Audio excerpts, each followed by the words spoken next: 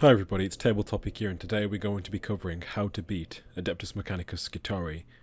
Now in this video I'm going to be going over the troops specifically, which will be the Skitarii Vanguards and the Skitarii Rangers.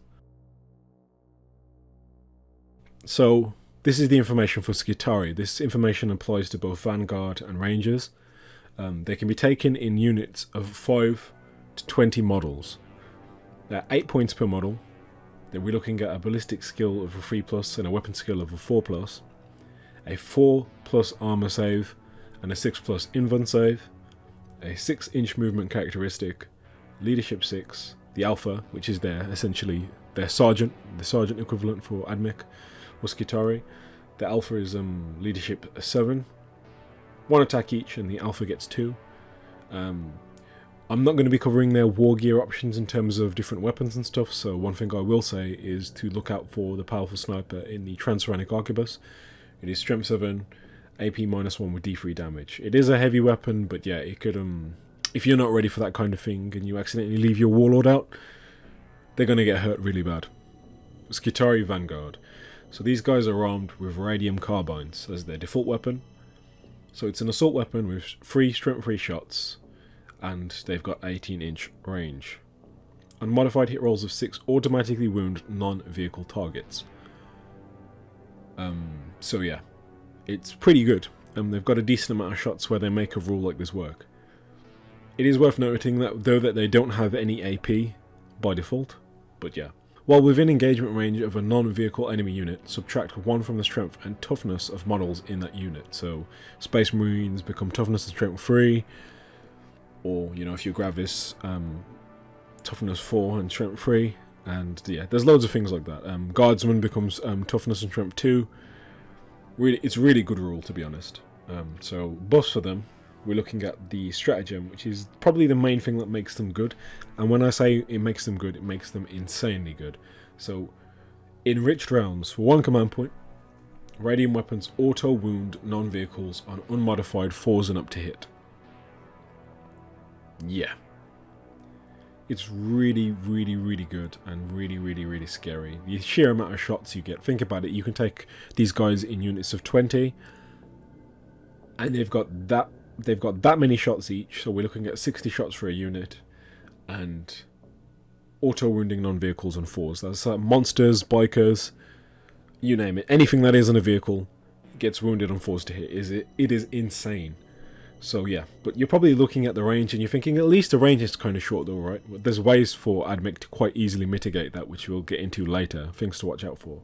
The next one is machine superiority. Now this isn't a Vanguard specific stratagem, but I've decided to list it here because it synergizes very well with their rad saturation rule, which is the subtract 1 from strength and toughness if you're in engagement range of it. So if you get in close combat, even though you only hit on 4s, you can use this stratagem to be wounding, you know, standard Space Marines on 3s. You're paying 8 points a model here. It's really good. While you don't get that many attacks, it's nice for in a pinch if you get charged and, you know, a few Space Marines make it in. You've got a fairly decent chance of doing some damage back if you're playing Admech, if you're playing the Skitarii, of course. Next up we have Skitarii Rangers. So these guys are all armed with galvanic rifles, which is a heavy 2, strength 4, 30-inch range weapon with -1 AP.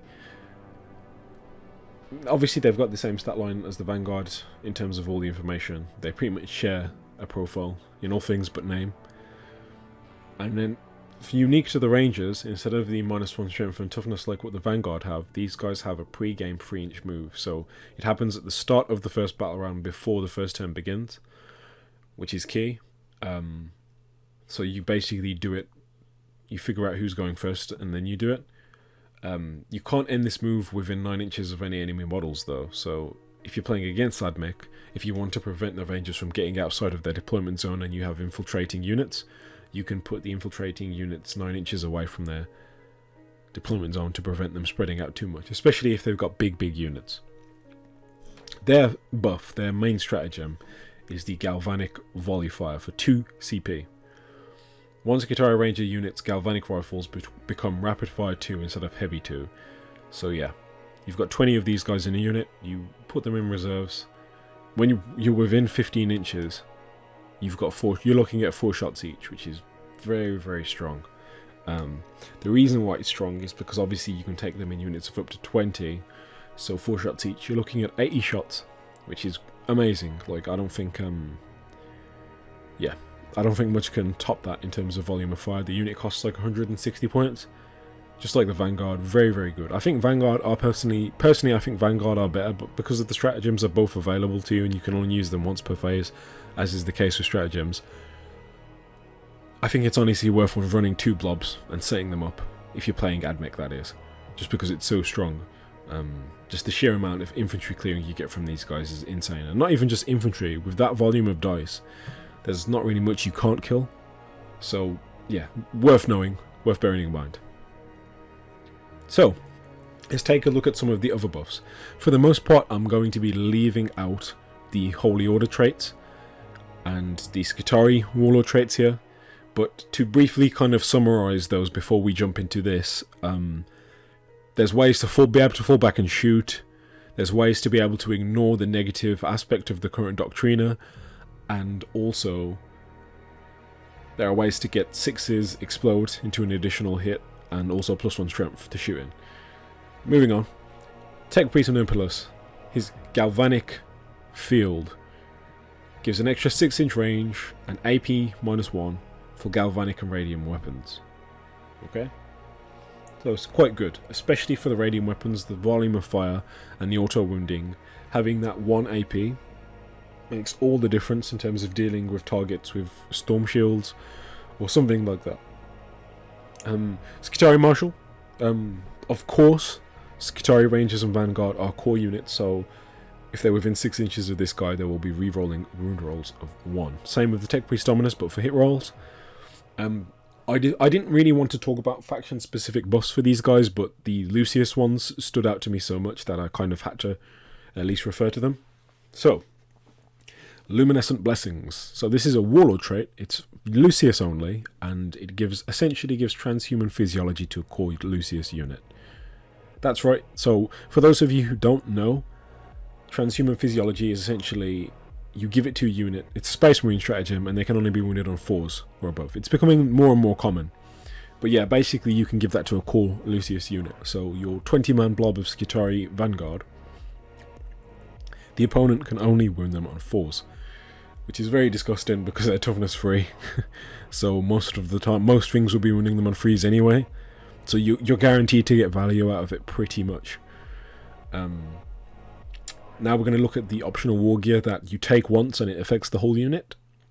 You've got the Enhanced Data Tether for 5 points, which grants you +1 leadership for your unit, also gives you access to the Data Tether keyword, and the Omnispecs, which essentially for 5 points as well, allows you to ignore light cover when resolving ranged attacks with the unit that has it. So pretty good. I'd say they're definitely worth taking if you've got big maxed out blobs in both cases, for reasons I should assume are obvious. One other Holy Order trait I did forget to mention before we move on is the Logi Holy Order trait, which allows you select a unit in the command phase, I believe it is, and they ignore AP -1 and they ignore AP -2 as well. So yeah, for what they are, they're extremely durable. It's not just going to be a case of, oh, it's fine, they're super squishy, it's just Skitarii, I'll just shoot them off the board, or I'll just close combat them off the board. It's not that simple. It really isn't that simple.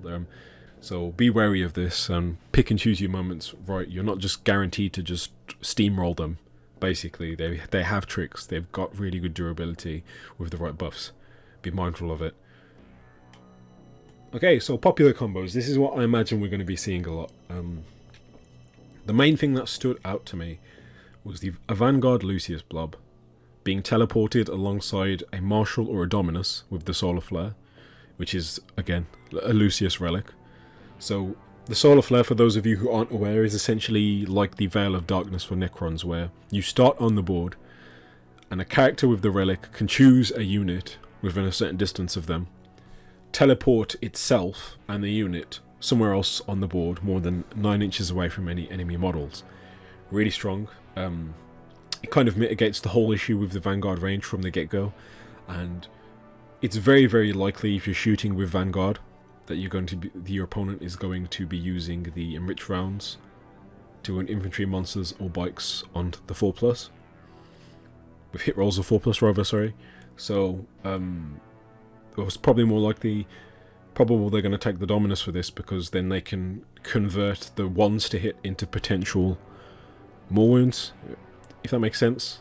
So, you're probably going to roll roughly about 10 1s in total, right? You re-roll those, and that's another 5 wounds at -1 AP.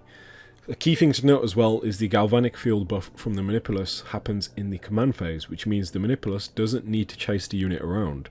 So it's far better for the Mechanicus player to solar flare with a unit like the Martial Dominus that provides rerolls instead, because the Manipulus can hang back.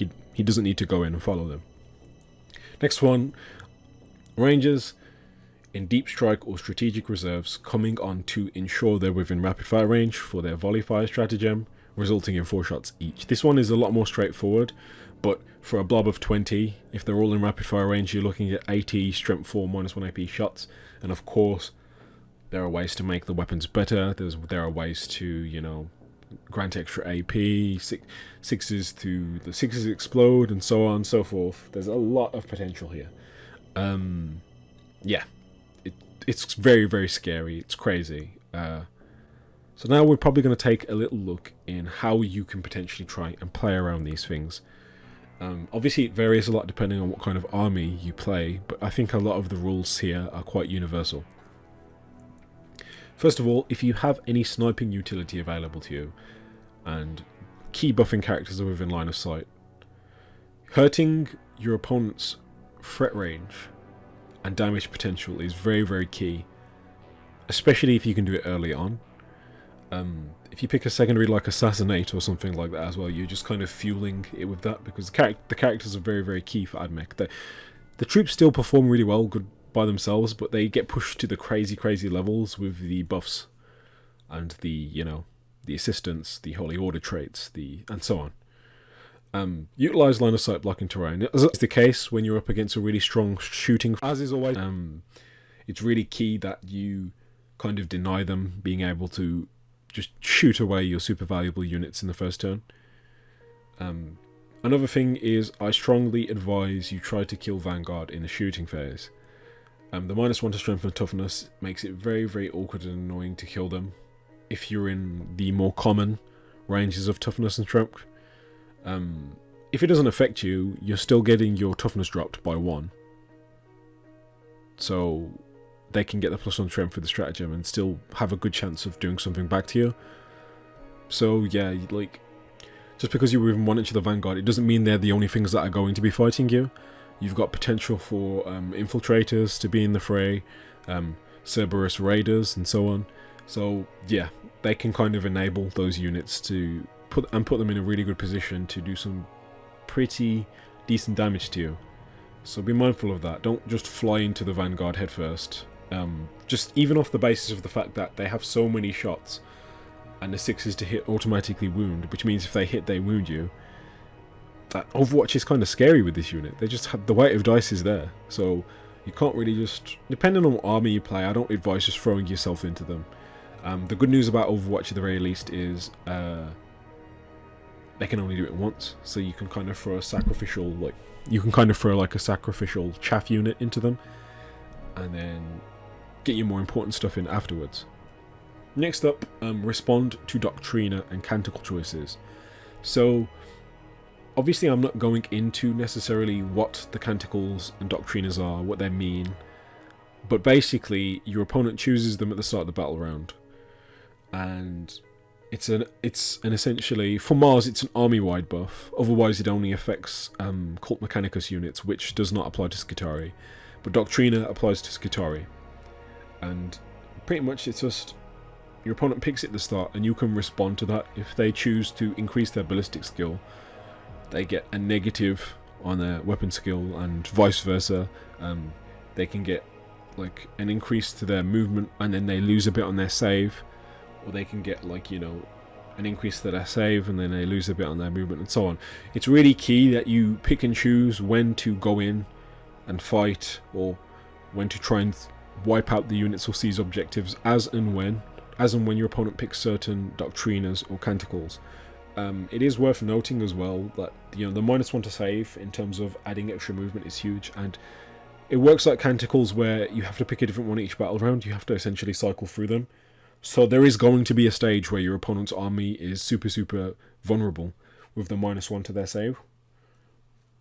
Of course, there are still the buffs can still apply, but yeah, them saving on 5s is going to be a really good opportunity for you to get in. Next up, we've got screen to prevent deep strike and high damage potential on valuable units. And what I mean, have a bunch of really strong and valuable units out of line of sight in a ruin in your deployment zone, and your opponent is running Lucius, and they've got the solar flare, they've got luminescent blessings, all these things. You can kind of prevent that alpha strike from happening to you in the first turn by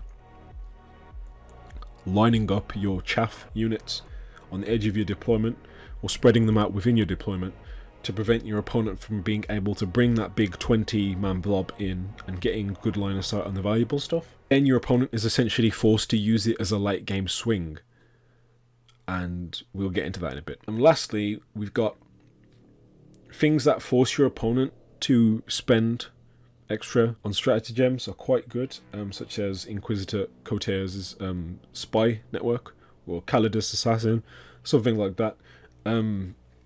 Obviously they're not the best tactics, but realistically, if your opponent's shooting with these units, and the units are sizable, they're going to be using these stratagems every time. There's pretty much a guarantee of it. So if you can force them to burn through more CP, because I feel like with the new Admit Codex, with all the being able to give warlord traits and relics to their alphas and stuff, they don't start out with very much CP as it is. So you can potentially drain them for a lot quite early on, and then they essentially lose a lot of the means to pose as big a threat later on in the game, which is obviously very important, as I mentioned, especially if you can prevent alpha strike. So yeah. So the conclusion here is Adeptus Mechanicus Skitarii troops are now very strong. And honestly, they are a point of focus in games playing with or against them. And I don't just mean a point of focus in you need to kill them, you need to kill them. You're going to be trying to avoid their threat ranges and move around them, respond to the doctrinas and so on.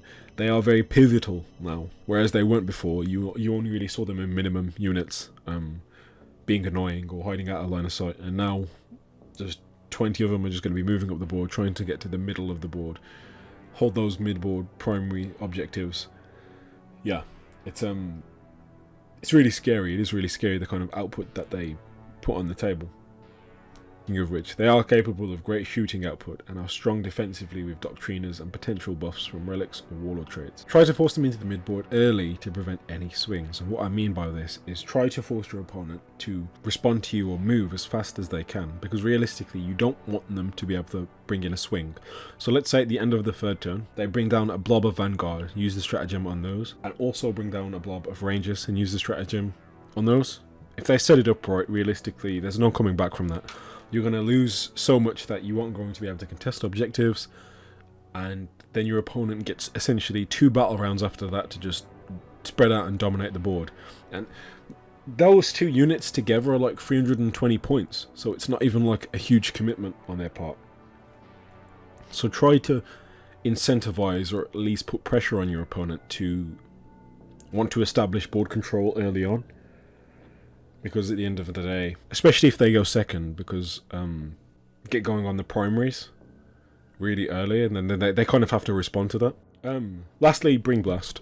As is always advised, when your opponent is going to be running a lot of maxed out units, there's a lot of weapons in the game that go from okay to absolutely amazing, depending on whether they're shooting at a MSU squad or a squad of 20 guys. The 11 plus margin is really helpful for a lot of weapon profiles out there. I recommend taking a look through your codex, or you're currently, wherever you get your data sheets from your information.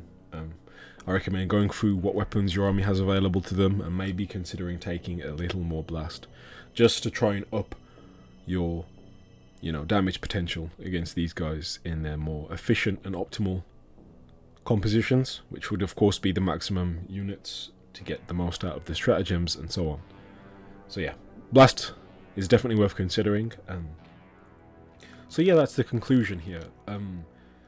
Really and truly at the minute, Admech are super strong, so don't feel too bad if you're losing to them. They are probably, in my opinion, the best faction in the game at the minute. A lot of their units are undercosted, are very durable for what they are, and have a brilliant output pretty much. So yeah, even though they are in a really strong position, I feel like this knowledge of what they can do is really key and important to potentially beating them. Just because your opponent puts Admech on the table, it doesn't mean the game is automatically over. It is going to be hard, but it doesn't mean the game's over. I hope I've given you hope in these dark times of Warhammer 40k 9th edition. If you enjoyed the video, feel free to leave a like and a comment down below. And if you want more videos related to Admech tactics, how to play them, how to play against them, and so on, based on the new 9th codex, just comment down below, let me know what kind of thing you'd be interested in seeing, and I'd be more than happy to make a video for it. So yeah, that's all. I hope you enjoyed it, and have a good day.